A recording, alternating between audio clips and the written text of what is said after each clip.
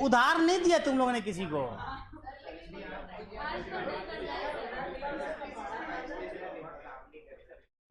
अच्छा, नहीं बन रहा है, मतलब एक प्रैक्टिस सेशन लेना पड़ेगा अलग से। अच्छा ठीक है, आज तो ये पढ़ लो, कल के क्लास में आधा घंटा प्रैक्टिस सेशन ले लेंगे, ठीक है? नहीं, आसान सवाल है, तुम्हारे मॉडल में तो बहुत ही आसान दिया हुआ है।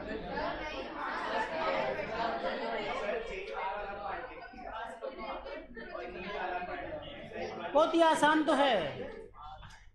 हाँ, किसी किसी क्वेश्चन में मतलब कैलकुलेशन ज़्यादा है, बाकी तो नॉर्मल प्रॉब्लम है। असल में क्या है ना, तुम लोग घर पे जा करके सो जाते हो, झूठ मत बोलो, तुम लोग पढ़ते पढ़ते तो हो नहीं। अरे अहमद, तुम इतना पीछे जाके क्यों बैठ जाते हो? जो खाली है।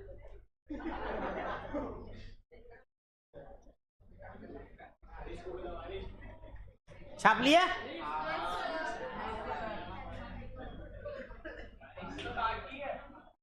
लिख ले अपने से। हाँ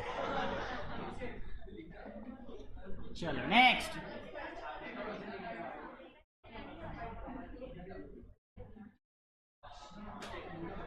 object. Abu Talib, what is object?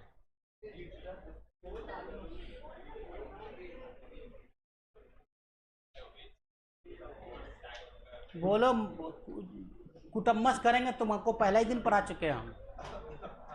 हाँ, आज तुमको पढ़ाने का पैसा भी मिला है मेरे को, अगर नहीं मिला होता, तुम भूल गए होते तो कोई बात नहीं। अब तुम चूंकि मेरे को पैसा मिला उसको पढ़ाने का तुमको, तो फिर तुमको याद रहना चाहिए, नहीं तो दोबारा तुमसे वसूलेंगे एक्स्ट्रा।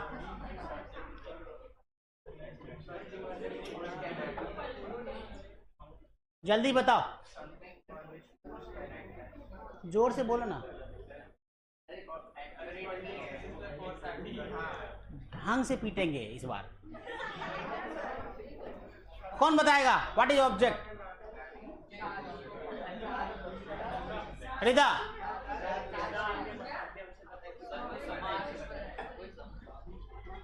समाज में चलते फिरते लोगों को ऑब्जेक्ट कहते हैं, है ना? वो सच है। हाँ, साइकिल बाइक पे बैठ के किसी का चक्कर लगाना वो भी ऑब्जेक्ट है ना? अच्छा,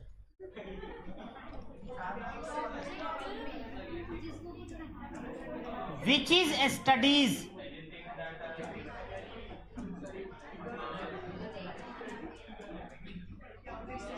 उसको कहते हैं ऑब्जेक्ट। जिसको स्टडी किया जाए वो ऑब्जेक्ट है।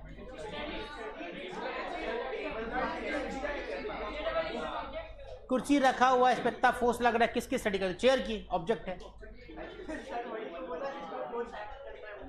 हाँ, तुम बैठे हुए हो, तुम ऑब्जेक्ट हो। मैं बोल रहा हूं कि एक लड़का है जिसका नाम शिरिल है, वो चेयर पे बैठा हुआ, वो ऑब्जेक्ट है। तो शिरिल नाम नहीं है इसका? शिरिल, अबे सिरिल ही तो है, SCYREIL है तो।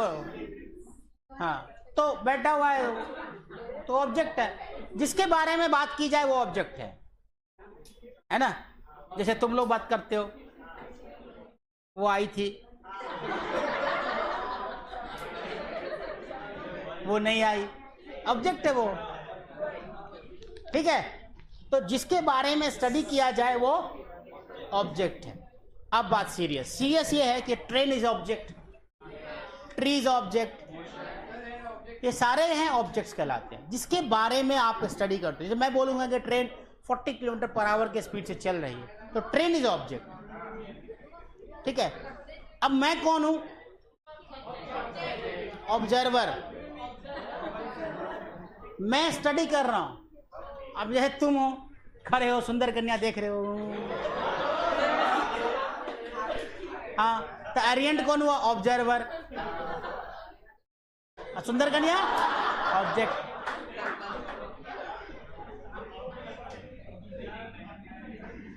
Observer,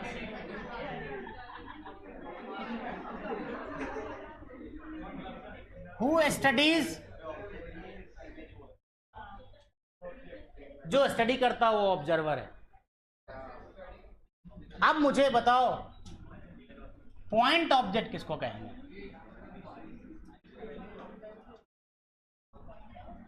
what is point object?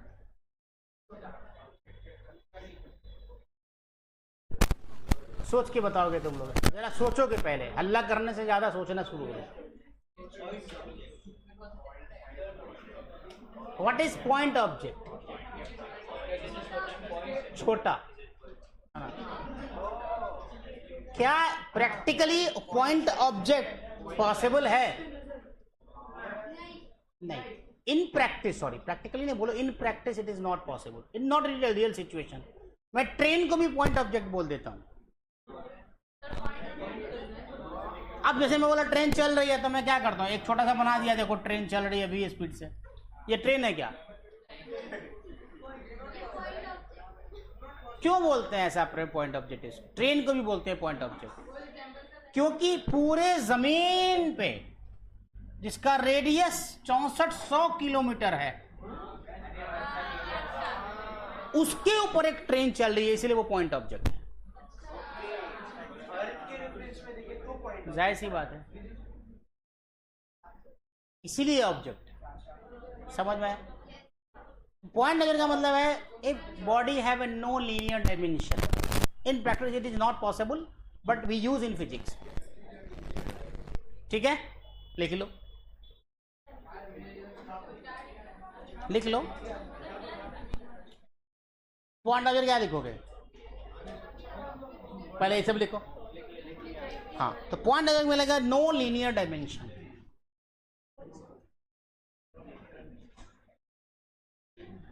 No linear dimension,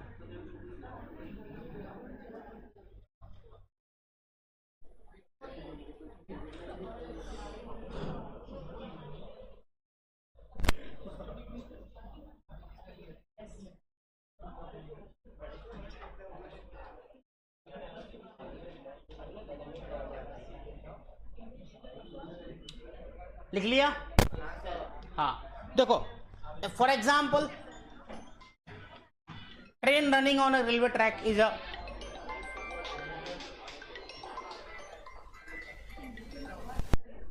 hello. हाँ जी मैम, जी मैम, जी जी जी जी, कल हो गई थी।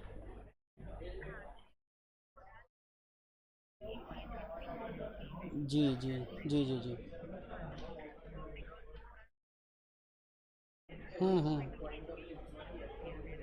ठीक। मैं एक्चुअली आज तो जा रहा हूँ गांव में, तो 25 को मैं आऊँगा, तो 25 से मैं कर दूंगा। जी जी, उसके बाद मैं आकर कॉल कर आपसे बात कर लूँगा, मैं सारा कुछ कर दूंगा। मैं वो विरार मैंने बोला करने के लिए। हाँ, क्योंकि वो मेरे को नज़दीक पड़ेगा ना वहाँ पे।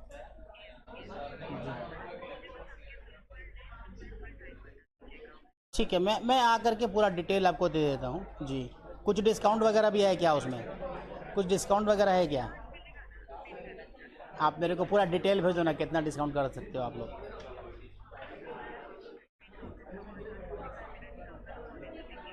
हाँ हाँ हाँ। अच्छा अच्छा अच्छा, वो इंश्योरेंस कवर तो नहीं होता है ये सब?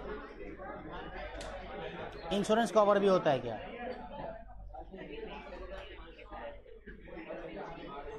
अच्छा अच्छा, ठीक है, ठीक है मैम, ठीक है, ठीक है मैम, मैं आता हूँ। जी जी। हाँ, 25 को मैं खुद कॉल कर लूँगा आपको पहुँचते के साथ, क्योंकि मेरा तो टूर गांव का है, फिर मैं दिल्ली निकलूँगा, दिल्ली से यहाँ आऊँगा बॉम्बे वापस। मतलब मैं अकेले जाऊँ ना, फैमिली तो यहीं रहेगी, लेकिन मेरे पीछे में ये लोग कर नहीं पाएगा। जी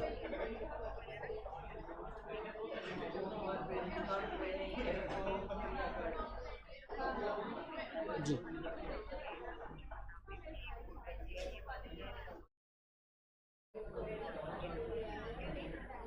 नहीं, 4 डेज देखो, आप जो है ना सेकेंड हाफ में आप 4 डेज कोई सा भी डेट डाल दो, मुझे कोई टेंशन नहीं होगा उसके लिए। मतलब मोस्ट प्रोबेबली अगर आप, हाँ कोई सा भी सेकेंड हाफ में, तो आप मेरे को एक स्लॉट बना के दे दो। अगर मुझे आप कुछ आगे पीछे करना होगा तो मैं एक बार डिस्कशन कर लूँगा आपसे। जी जी जी जी जी।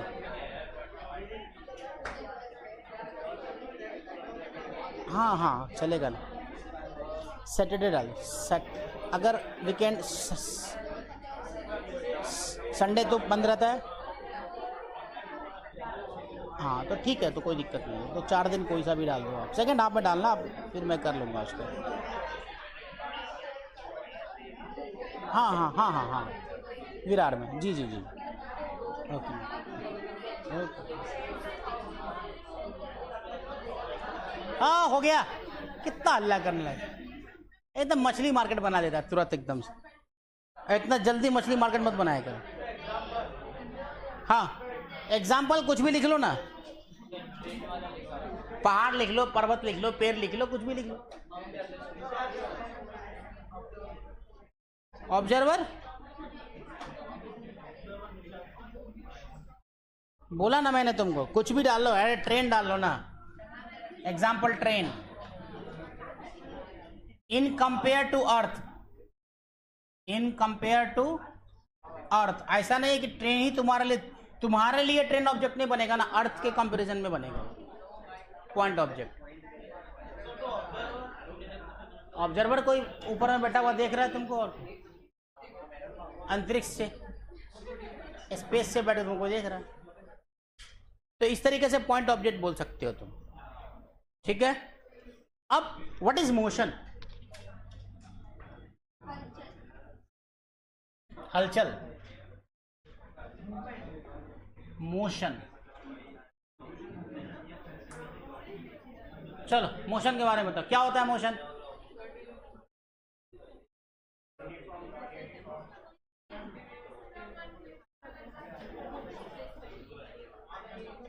ए हल्ला करो मत करो ना यार, क्या तुम लोग हल्ला किए हुए हो? मतौलाबाजी बंद करो, पूछ रहे हैं तो सवाल का जवाब दिया करो। हाँ व्हाट इज मोशन? जाइना बोलो, पढ़ा होगा ना 9th 10th में मोशन।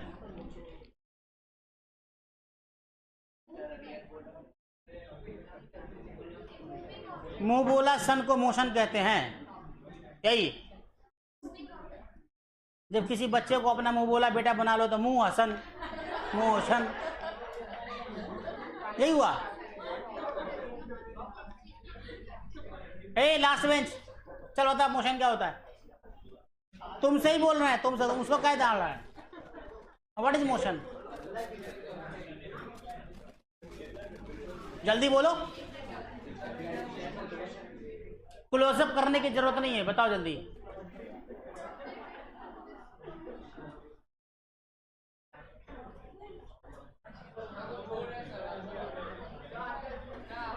तुम बताओ व्हाट इज मोशन। हाँ जो चीज घूम सकती है, चल सकती है, वही तो बात, तो वही बोल रहे हो, तो हिंदी में क्यों बोल रहे हो? इंग्लिश में पूछ रहा हूँ।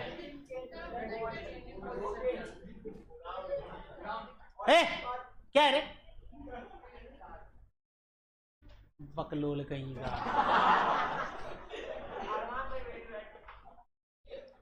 हाँ क्या होता है बोलो।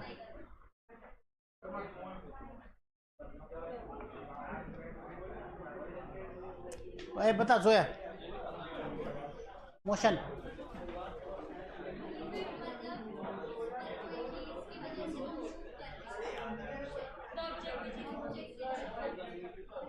फिर हल्ला शुरू कर दिया, उठा करके बाहर कर देंगे।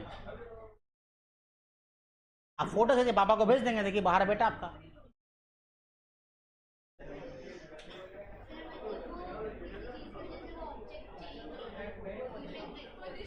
यस, किसने बोला पोजीशन चेंज? एक और किसी ने बोला change in position with reference to other point. किसी रेफरेंस से अगर कोई बॉडी अपना पोजीशन चेंज करती हो तो उस बॉडी को कहा जाता है कि वो मोशन में है। When object when an object changes its position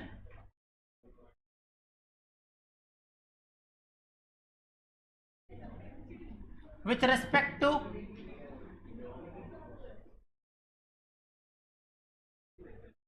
other fixed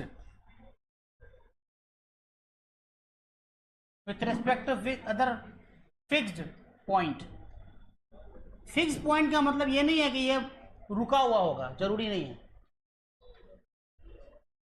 fix point का मतलब रुका हुआ नहीं होता है. जैसे तुम ट्रेन में बैठे हुए हो, ट्रेन तो चल रही है ना, बगल से एक ट्रेन और गुजर रही है, ठीक है, उसमें कोई गुजर रही है, तुम देख रहे हो, तो तुम वो फिक्स पॉइंट है ना, वो मोशन में है, तुम्हारे रेस्पेक्ट में वो मोशन में है, लेकिन तुम क्या रुके हुए हो? नहीं. तो मे भी मतलब वो मोशन में भी हो सकता है और रुका हुआ भी हो सकता है.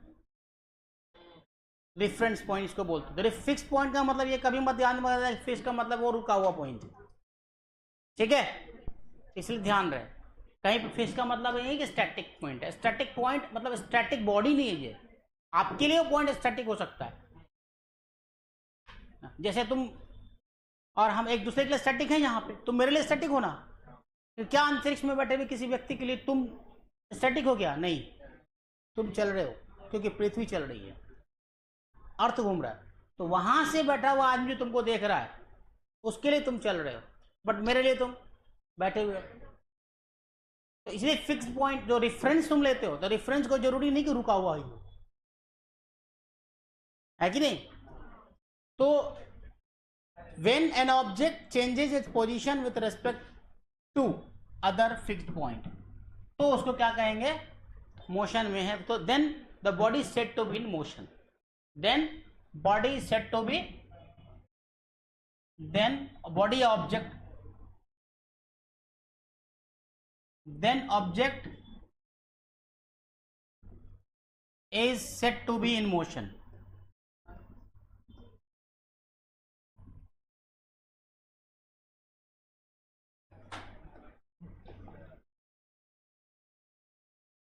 अब यहीं पर मैं बोलूं आपसे व्हाट इज रेस्ट, तो क्या बोलोगे? No change in position with respect to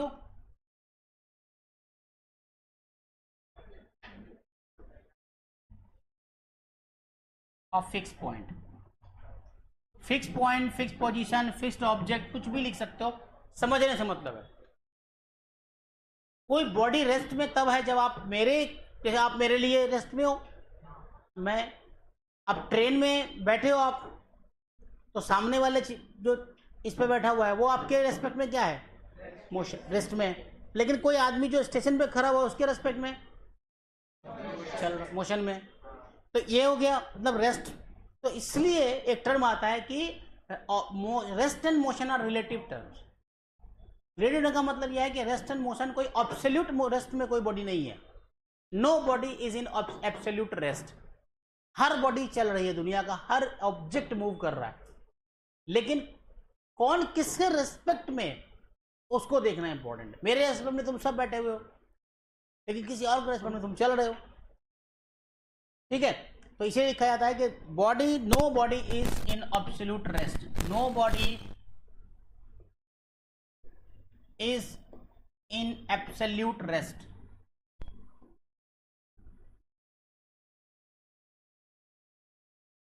So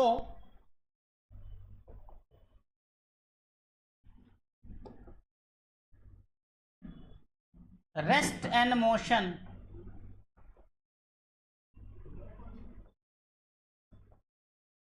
are relative terms.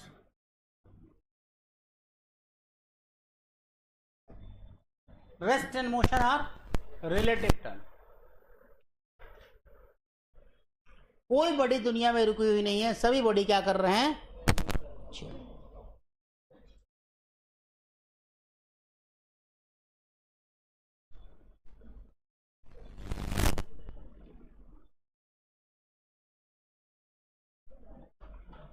ठीक है, समझ आ गया, क्लियर है?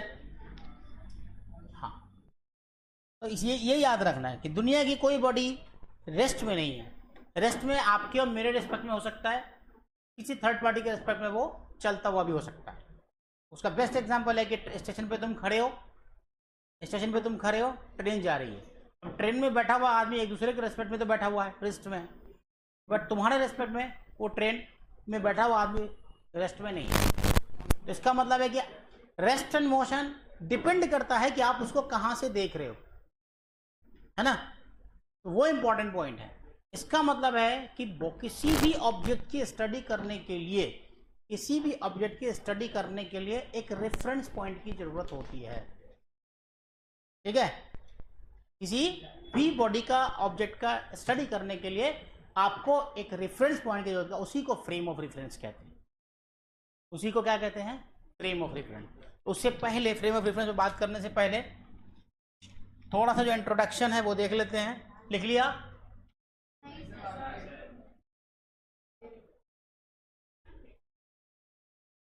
जल्दी।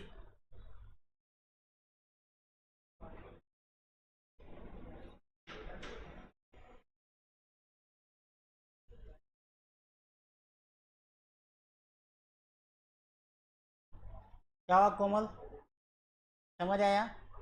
छाप लिया? गुड। अब आते हैं, इसमें एक टर्म आता है mechanics. What is mechanics? What is mechanics?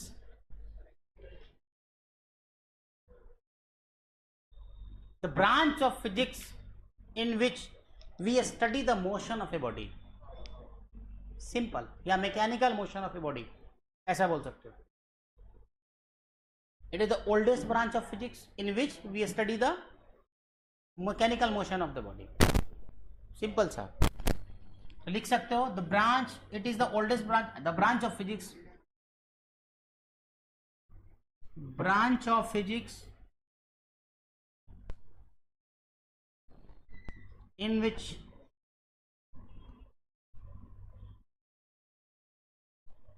we study the mechanical motion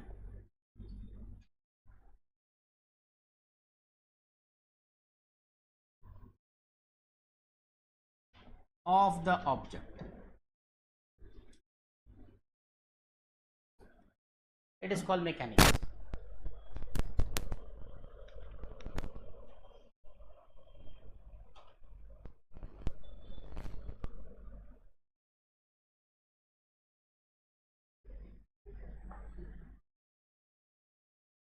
Branch of physics in which we study the mechanical motion of the object in a space और time, ऐसा बोल सकते हो।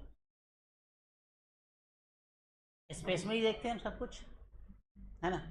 तुम भी स्पेस में ही हो, मंगल ग्रह से तुमको देखें तुम स्पेस में ही तो।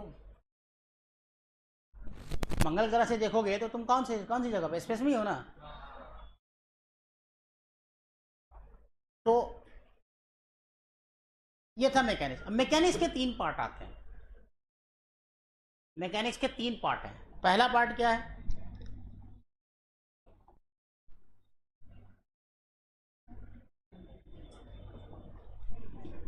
पहला है काइनेमेटिक्स।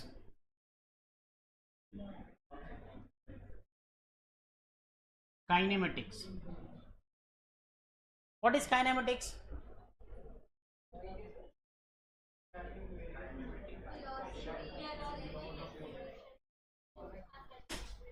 इससे पहले एक काम करो, पहला काइनेमेटिक्स छोड़ दो, पहला वो पढ़ लो क्योंकि उसमें तुमको कंफ्यूजन नहीं हो। पहले उसको बता देता हूँ। हाँ, पहला स्टैटिक्स पढ़ लो। स्टैटिक्स मतलब डेफिनेशन के तौर पर, इसके बाद यूज नहीं करना। Statics, what is statics? Study of an object under the equilibrium. Equilibrium में, कोई बॉडी इक्विलिब्रियम में है under the action of a force, ठीक है?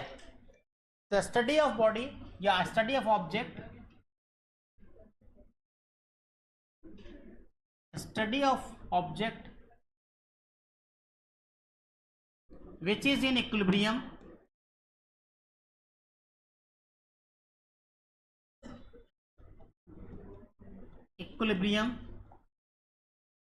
under the action of force.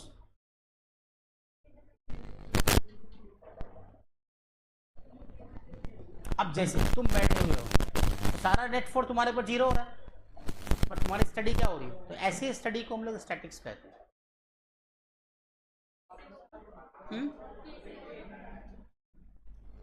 जैसे बैठा हुआ, ये चेयर है, चेयर यहां पर रुका हुआ क्यों है?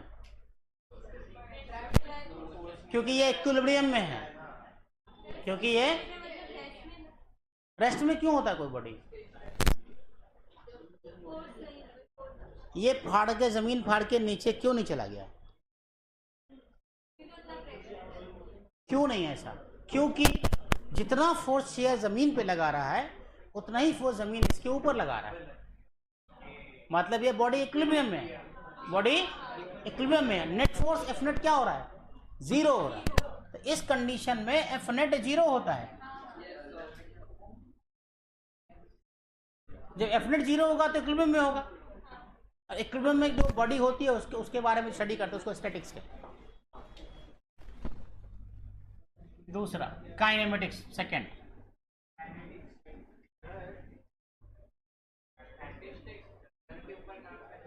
किन वर्ड जहां लग जाता है फिजिक्स में, वो क्या होता है मोशन में। जब भी तुम देखो किन लगा हुआ फिजिक्स में कहीं पर आगे में, प्रीफिक्स में, समझ लेना वो बॉडी मोशन में। ये याद रखना हमेशा, किन का मतलब मोशन, मगर प्रीफिक्स में। अब इंग्लिश में मत कर देना किन, सर वो भी मोशन में होगा। हाँ, क्या एग्जांपल दो काइनेमेटिक्स का? काइनेटिक एनर्जी, ठीक ही बोला। काइनेटिक एनर्जी क्या होता है? मैकेनिकल मोशन की वजह से एनर्जी जनरेट होता है, जो काइनेटिक एनर्जी कहते हैं। देखिए यहां पे हम मैकेनिक्स पढ़ रहे हैं, मैकेनिक्स में काइनेटिक एनर्जी की बात नहीं करते हैं। किनेमैटिक्स मतलब ऐसी बॉडी का, ऑब्जेक्ट का स्टडी जो मूव कर रहा हो, बट उसके बारे में हम ये नहीं जानते कि वो क्यों मूव कर रहा है। ठीक है, पागल है, मूव कर रहा है, अपने को क्या पता क्या क्यों मूव कर रहा है। ठीक है, तो विदाउट, हम सिर्फ इसका इफेक्ट देखते हैं, यहां पर सिर्फ इफेक्ट देखते हैं, कॉज के बारे में बात नहीं करते। ठीक है, तो लिखो the study of an object, study of mechanical motion, directly लिखो,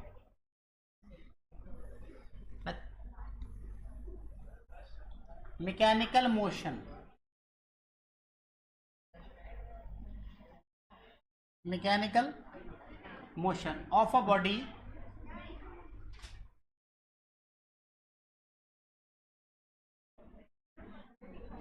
without knowing cause of motion.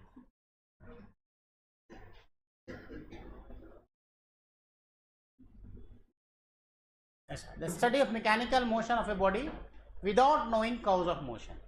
तो यहां पे हम बात किसकी करते हैं? सिर्फ इफेक्ट की। तो हम किसको देखते हैं? सिर्फ इफेक्ट को देखते हैं।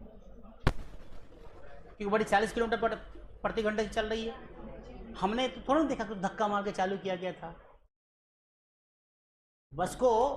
बस यहाँ पे आई है, तुमको पता है कि काशी मीना में बस बंद हो गई थी, सब पैसेंजर उतर के धक्का मारे थे उसको, नहीं पता, तुमने सिर्फ चलते हुए देखा बस को। तो इसकी जो स्टडी कर रहे हो तुम यहाँ पे खड़े होकर के, वो काइनेमेटिक्स में आता है। क्या चीज? तो उसका कुछ अलग स्टडी होगा, बात करते हैं, अगला वही है। स्टैटिक्स में नहीं जाएगा। अब वो चल रही है ना बॉडी, तो काइनेमेटिक्स बोलेंगे। ठीक है,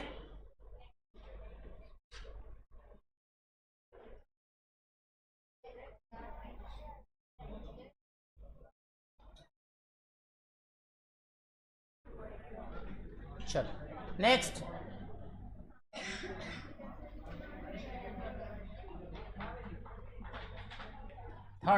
थर्ड क्या है? डायनामिक्स। डायनामिक्स। अब डायनामिक्स क्या होता है?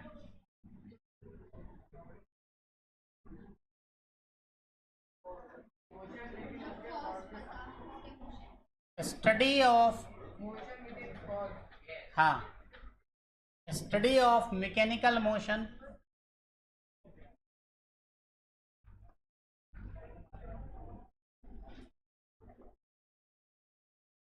with considering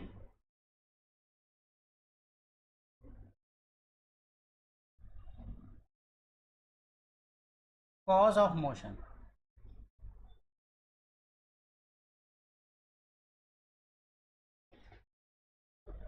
study of mechanical motion with considering cause of motion. यहां पे कॉज एंड इफेक्ट दोनों की स्टडी होती है।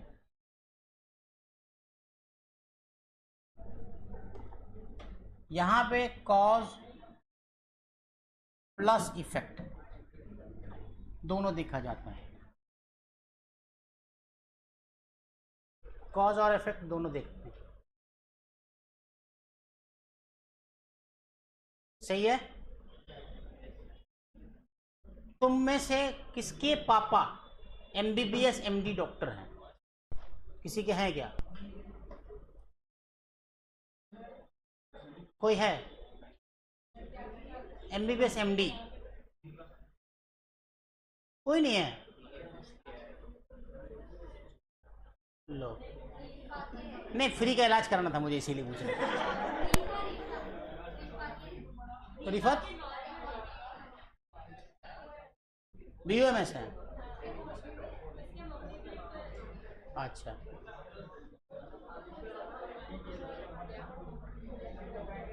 हाँ, नहीं, मुझे मशवरा लेना था। एक्चुअली मुझे मशवरा ये लेना था, मेरे को ना एक ऑर्थोपेडिक डॉक्टर की तलाश है अच्छे। तो जो डॉक्टर साहब होंगे वो मुझे सजेस्ट करेंगे कि यहाँ पे कौन अच्छा ऑर्थोपेडिक डॉक्टर है। समझा? इसीलिए अभी बोलेगा, शिरिल बोलेगा कि जब मैं डॉक्टर बन जाऊंगा तो ऑर्थोपेडिक ही बनूंगा, तब इलाज करा लीजिएगा। तब तक मेरी अस्थि का प्रवाह गंगा मैया में कर दिया गया होगा बेटा। समझा? चल, हो गया। तरीफा तुम्हारे बाबा से पूछना कि ऑर्थोपेडिक डॉक्टर अच्छा सा कौन है।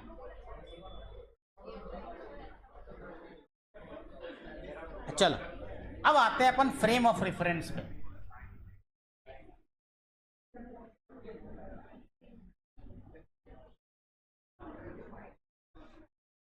Frame of reference, frame of reference जो जैसा होता है उसको दुनिया वैसी ही दिखती है, वही फ्रेम ऑफ रेफरेंस है। जैसे दो व्यक्ति है, एक इंसान रात भर चोरी किया है,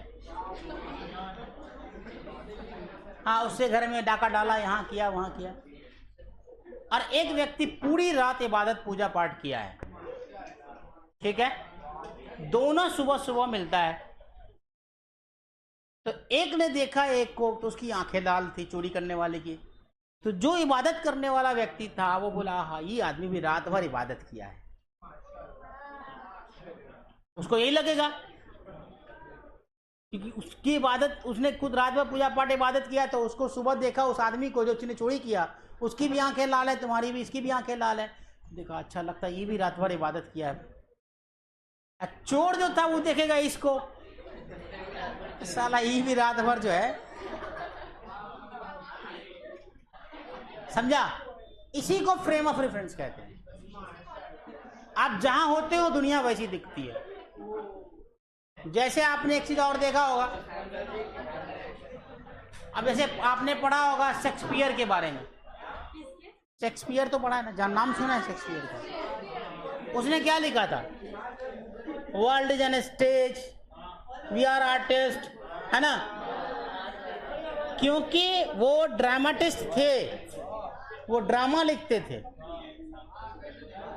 वो ड्रामा लिखते, जरा हल्ला मत करना, जरा गौर से सुनो। चूंकि शेक्सपियर ड्रामा लिखते थे तो उनकी आंखों पे उसी तरह का चश्मा लगा हुआ था, ड्रामा। तो पूरी दुनिया को वो ड्रामा ही देखते थे, आदत में शुमार था उनको हर चीज को ड्रामा समझने की। अब वहीं पे जानकी वल्लभ शास्त्री की कविता है कि जीवन एक कला है। कला का मतलब आर्ट नहीं जो फिल्मों में दिखते हैं, कला का मतलब होता है जीवन जीने की एक कैपेसिटी को, दक्षता बोलते हैं हिंदी में उसको, उसको कला कहते हैं, है ना। तो दोनों की नजर अलग अलग है दुनिया को देखने का। तो इसको जैसे मान लो कि तुम गए किसी सब्जी वाले के पास, किसी और सब्जी वाली के पास, ठीक है, बैगन लेने के लिए गए। अब उस सब्जी वाले के यहाँ देखो, मैं अगर हम लोग पढ़े लिखे लोग हैं, मान लो एक मिनट के लिए, अगर मान लेते थोड़ी देर के लिए हम लोग पढ़े लिखे हैं, अगर इतना बड़ा यहाँ पे मतलब फोड़ा बोलते हैं ना इसको, बड़ा सा स्वेलिंग हो जाए तो हम बोले देखो ना पता नहीं फूल गया, स्वेलिंग हो गया है, यही बात करेंगे। बैगन वाले के पास चले जाओ, उसके पास भी फूला हुआ है, देखो ना बैगन की तरह फूल गया है। क्यों बोला उसने ऐसा? क्योंकि जीवन में उसके वही शुमार है, वो बैगन भट्टा लौकी कद्दू यही करती रहती है, तो जबान से भी वही बात उसके निकलेगी, तो उसको देखने का नजरिया वही है। इसी को फ्रेम ऑफ रेफरेंस कहते हैं। जहां मैं खड़ा होता हूं लाइन वहां से शुरू होती है, तो जहां खड़े होते हैं उसी को फ्रेम ऑफ रेफरेंस कहते हैं, ठीक है। तो लिख सकते हो इसके बारे में, it is a point, fixed point from where we studies the object. और स्टडी में क्या करते हैं, उसका distance, displacement, acceleration, motion, speed, velocity की स्टडी करते हैं। समझ आया कि नहीं मैंने क्या बोला फ्रेम ऑफ रेफरेंस के बारे में? सारे लेमन एग्जांपल समझा दिए मैंने आपको, इसे समझ आ जाना चाहिए, है ना। अब जैसे मेरी एक पुरानी गर्लफ्रेंड थी, मान लो थी, ठीक है, मेरे को बहुत खूबसूरत लगती थी, और यही थी पुणे की, हाँ। अब मेरा कजिन ब्रदर जो है बोलता था बक कैसे आपको अच्छी लगती है वो। मैंने कहा पता नहीं, मेरे को तो बहुत खूबसूरत लगती है वो, समझा। आप किसी दिन दिखा देंगे तस्वीर तो बताना तुम लोग खूबसूरत थी कि नहीं। हाँ, मेरा कजिन ब्रदर जब मिलता था मेरे को मुंबई में, तो बोलता था भाई पगले हैं का आप, झूठ का किराया खर्चा करके जाते हो उतना दूर पुणे उससे मिलने के लिए, कहाँ खूबसूरत है वो, समझा। तो रिफरेंस होता है वो। मैं ऑक्सीटोसिन हार्मोन का बीमार था तो मुझे अच्छा लगता था सब कुछ, ये सब कुछ होता नहीं है, ये सब हार्मोनल चेंजेस हैं बस, आप कुछ नहीं, सब लोचा है, केमिकल। जितना ज्यादा बॉडी में ऑक्सीटोसिन हार्मोन का सेक्रेशन होगा उतनी ही ज्यादा सुंदर कन्या अच्छी लगेगी, समझा। तो वो सब पल्ले में मत पड़ना, बेकार होता। जहां ऑक्सीटोसिन हार्मोन कम हुआ बस फिर साला की चक्कर फंस गए थे हम, जैसे आज हम पछता रहे हैं कहां फंसे हुए थे, ठीक। तो फ्रेम ऑफ रेफरेंस वही होता है, फ्रेम ऑफ रेफरेंस वही होता है ना। अब उसका एक एग्जांपल और बता देता हूं। जैसे मान लो तुम्हारे पड़ोस में एक बच्चा है, एकदम सीधा है, एकदम सीधा। अब उसके माँ बाप से पूछो कि आपका बच्चा कैसा था, माशाल्लाह बहुत, कितना सीधा बच्चा, आज्ञाकारी, ओबीडियंट है, जो कहते हैं वही बात मानता है, ठीक। हमसे पूछूंगा साला बुक्का है, एक नंबर का बुतला है, कोई एक्टिविटी नहीं है उसमें, देखो देखने का नजरिया। इसी को फ्रेम ऑफ रेफरेंस कहते हैं, ये समझ गए होगे आप तुम लोग, है ना। हाँ, तो लिखो it is a fix point, it is a fix point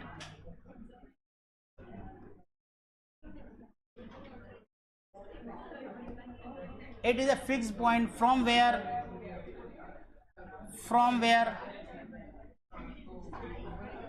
observer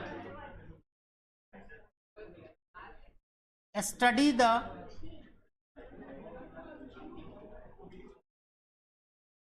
study the body लिख दो, study the object.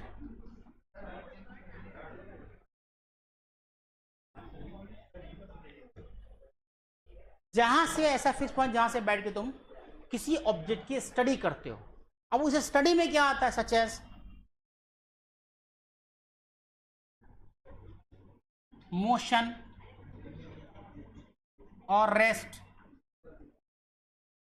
Speed, velocity etcetera. जहां से बैठ के आप उसके बारे में सब कुछ पढ़ते, लिखते हो, देखते हो।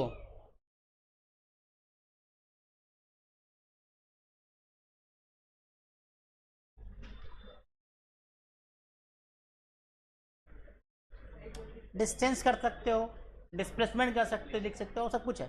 We measure the distance and displacement. किसी एक पर्टिकुलर पॉइंट से मेजर करोगे ना।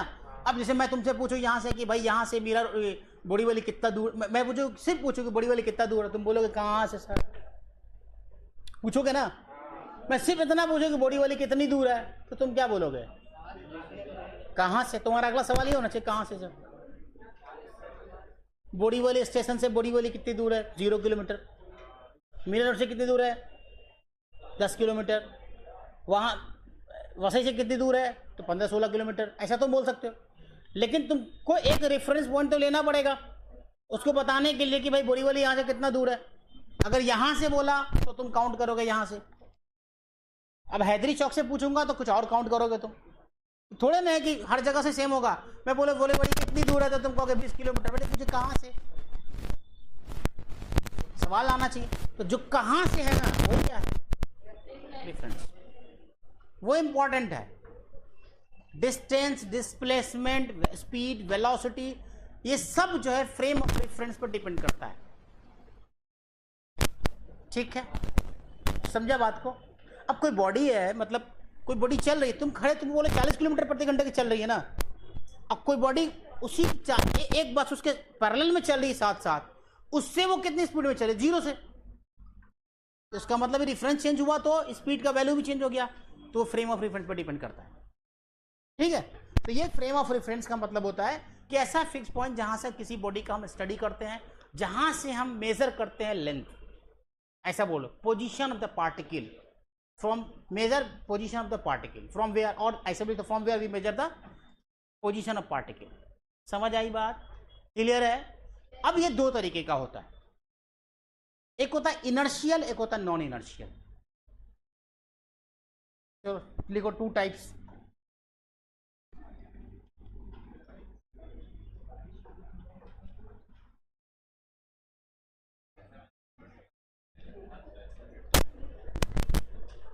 लिख लिया सब, लिखो। There is 2 types of frame of reference. Frame of reference 2 तरीके के होंगे।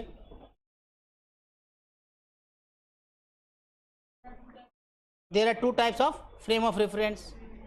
First inertial,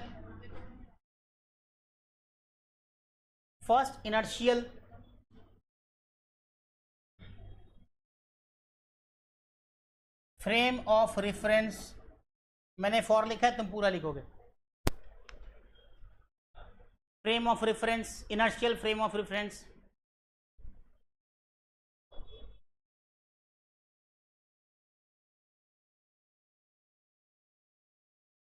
the frame of reference, तुम पूरा लिखोगे। फ्रेम ऑफ रेफरेंस, फॉर लिखा मैंने। The frame of reference which is either in rest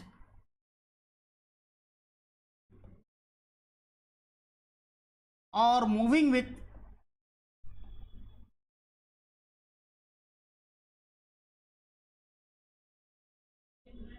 uniform velocity।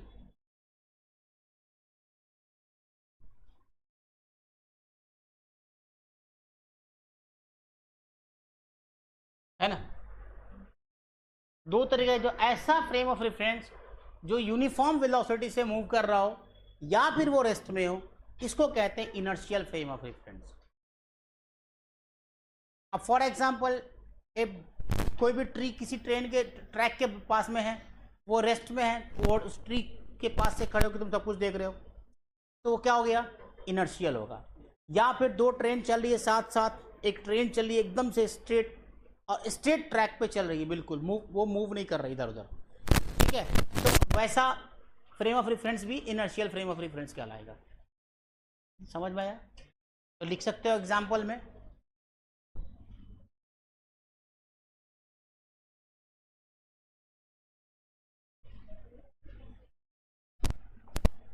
example, a train moving on a straight track, a train moving on a straight track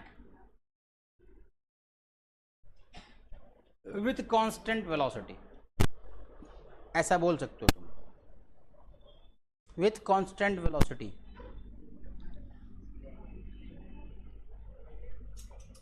with constant velocity। आ रहा है समझ में कि नहीं? दूसरा example लिख सकते हो क्या, कोई भी tree on the road side, a tree on the road side,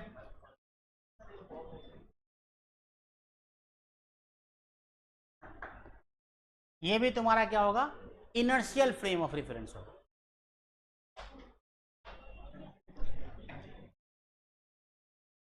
दूसरा है non inertial,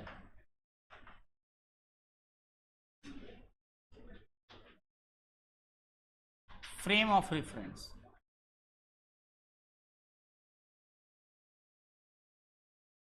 non inertial frame of reference. अब वेलोसिटी कांस्टेंट है पहले वाले में, तो दूसरा वाले में स्पीड वेलोसिटी कांस्टेंट नहीं होगा, चेंजिंग होगा, है ना? तो एक्सेलरेटेड बोल सकते हो, accelerated frame of reference, accelerated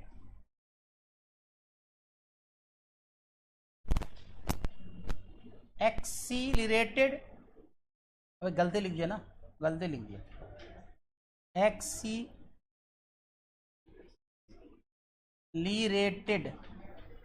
हाँ आप सही, frame of reference is non-inertial।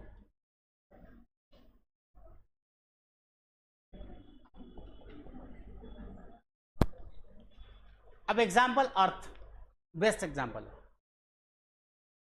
अर्थ अपना डायरेक्शन भी चेंज करती है, करती कि नहीं करती है?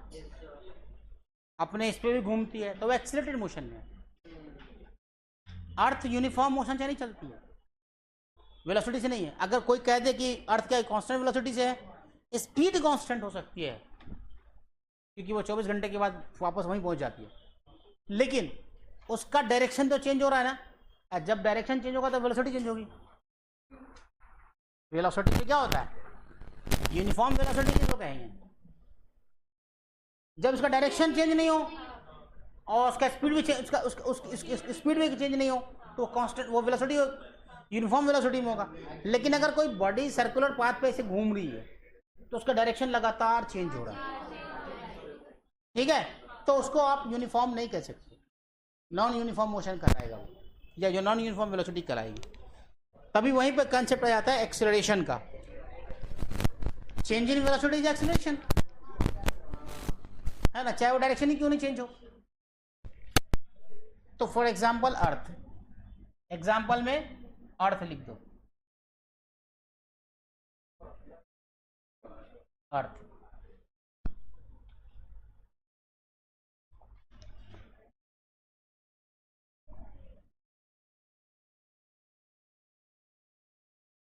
ठीक है, यहां तक समझ में आया? अब ये कैसा कैसा हो सकता है, जैसे देखो 3 कोऑर्डिनेट सिस्टम में x y z frame of reference है ये। अब यहां पे कोई बॉडी चल रही है ऐसे ऐसे, ठीक है, तो यहां से तुम चेक कर रहे हो इस जगह पे बैठ के 0 0 0 से, X Y Z is frame of reference 3 coordinate system में। 2 कोऑर्डिनेट सिस्टम में भी चेक कर सकते हो ऐसा, this is frame of reference. है ना, एक्स एंड वाई। समझ आया बात? तो these are the frame of reference, है ना। अब हम क्या, हमने पढ़ा ना उस वक्त कि डिस्प्लेसमेंट किसको कहते हैं। आपने क्या देखा था, यहां से बॉडी इस जगह पे R1 था और बाद में यहां चला गया, तो ये R2 हो गया।